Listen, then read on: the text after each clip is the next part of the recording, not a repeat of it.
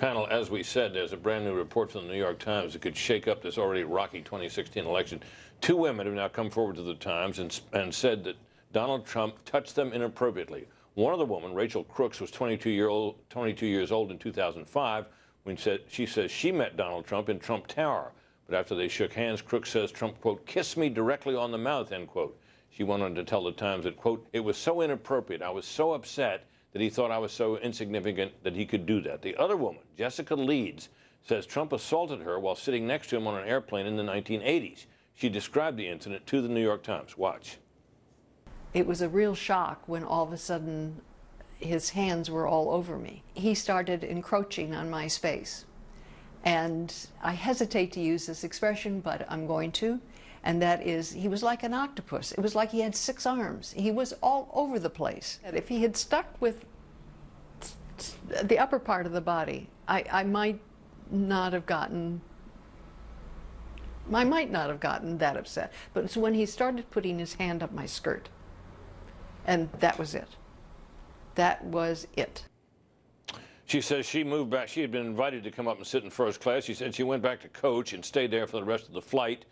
And there are people who apparently she told this story to contemporaneously. Folks, if you saw that perhaps for the first time on this broadcast, but I guarantee you that piece of video is going to be ricocheting all across the country, and it'll be everywhere within 24 hours or less. So what effect, panel? Guy?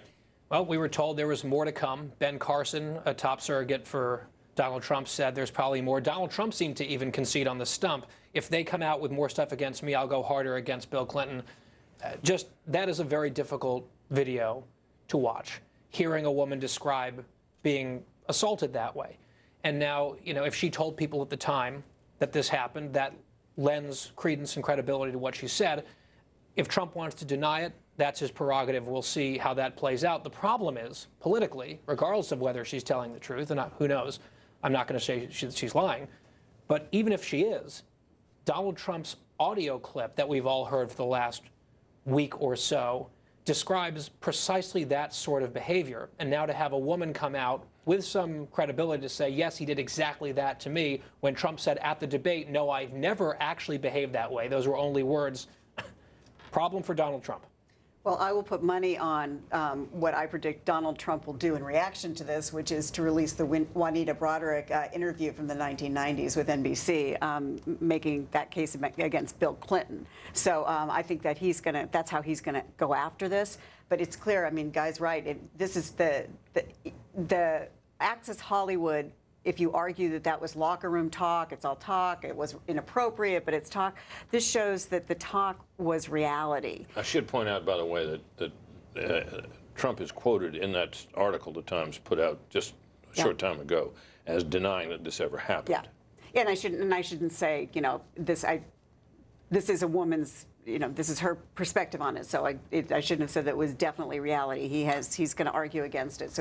But if there's contemporaneous people backing up her story, that makes it much more believable. It does. And so I think we're going to have a drip, drip, drip of these kinds of tapes coming out to counter the WikiLeaks. So if you're a Republican politician and you've so far decided you're sticking with Trump, is this something that would make you change your mind, or was it going to take more, or you're all in now and it's too late? There's a lot of Republicans who are kind of, since Access Hollywood, since the debate, are still taking a wait-and-see attitude before they jump ship. And so I think as this stuff builds, you could see more jumping ship. More now on that breaking campaign news. As we reported, the New York Times has published an article featuring 2 women that allege Donald Trump inappropriately touched them. Trump himself has denied the allegations in the article, and his campaign just responded with a statement that reads in part, quote, this entire article is fiction, and for the New York Times to launch a completely false, coordinated character assassination against Mr. Trump on a topic like this is, quote, dangerous. We should also point out one of these allegations is from 30 years ago. Now, with TMZ reporting today that NBC planned to hold the video until last Friday, the one we all saw last week, so they could influence the debate, it is only fair to ask if the New York Times has been holding this story. Our nightly political panel is back. I'm Benson, political editor at townhall.com, and Nina Easton of Fortune magazine. Guy, I understand that since you guys were last here in this room with me, that a couple of further allegations have surfaced? Right. So just coming across Twitter.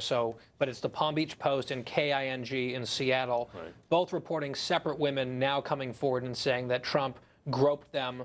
One, I guess, more recently, one saying it was 13 years ago. The woman in Palm Beach, or at least in Florida, saying this happened down in Florida and that she told friends and family at the time, and then she decided to come forward when she saw Donald Trump at the debate deny that he had ever followed through on what he described in that tape with Billy Bush.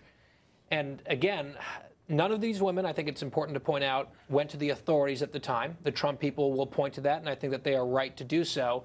But the political problem, at the very least, that Donald Trump has is he is on tape saying this is how he treats women. This is what he does to women. And here are now 4 women today saying, indeed, that is what he did to me. Well, compounding this, and something we haven't talked about, is the whole issue which he bragged to Howard Stern about his ability as the owner of the Miss USA pageant to wander into dressing rooms where pageants were getting dressed half naked, and we Some cases, some women have said fully naked. And fully naked.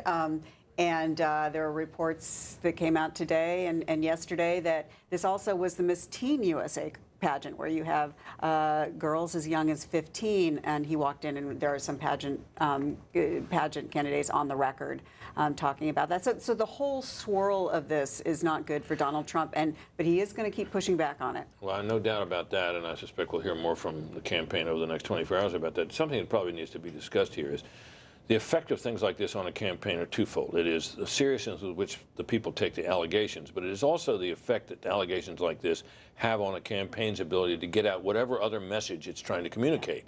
So when you're in the midst of one of these firestorms, and this is bound to generate another one or further the one that's already going on, you want to talk about your education plan, or your tax plan versus her tax plan, or Hillary Clinton's weaknesses on this and that.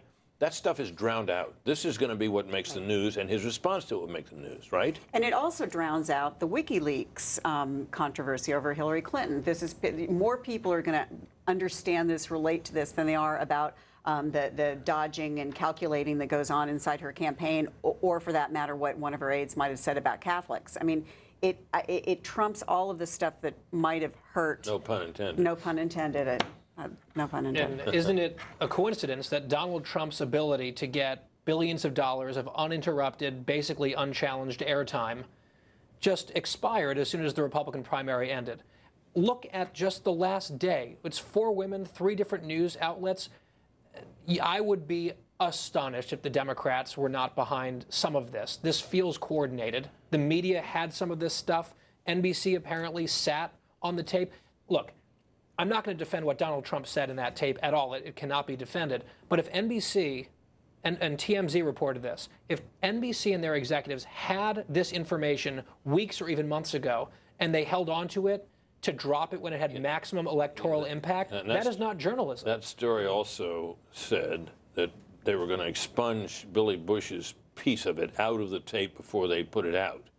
And that got and then they decided to hold it because they were worried about the storm coverage and preoccupied by that. And then it leaked out, and it had Billy Bush's remarks in it, and that was the end of him, as it turned out. Yeah, I think sitting on it had much more to do with the internal politics of NBC and how to deal with the Billy Bush component of it, and sitting on it. I don't think they were like waiting to drop the bomb right before a debate. The old saying in this business, when in doubt, put it out. Right.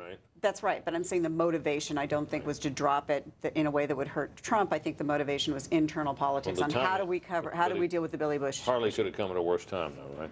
Oh, no kidding. Guy and Nina, thank you both.